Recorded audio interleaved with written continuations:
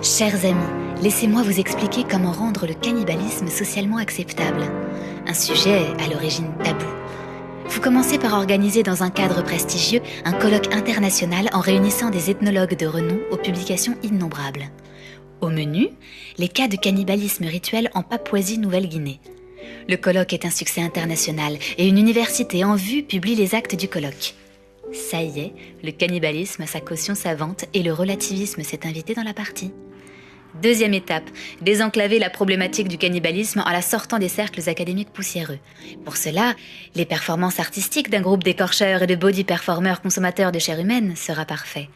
La controverse s'invite dans la société civile. Pour faire vivre cette controverse, vous dénichez des opposants bien rétrogrades au collectif pro-cannibale. Les conditions sont réunies pour que le cannibalisme entre dans l'arène médiatique.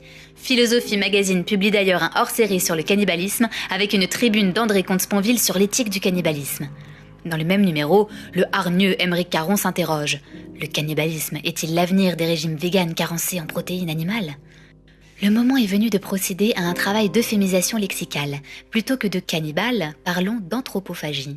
Des audacieux parlent même déjà d'anthropophilie, l'amour de la viande humaine.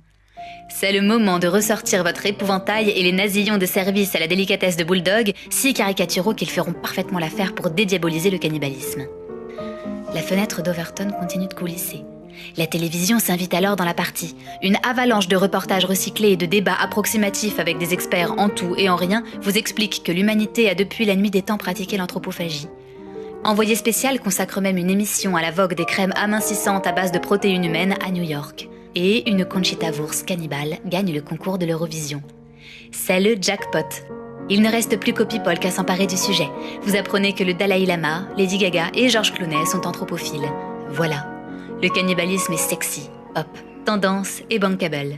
Il rayonne au centre de la fenêtre d'Overton.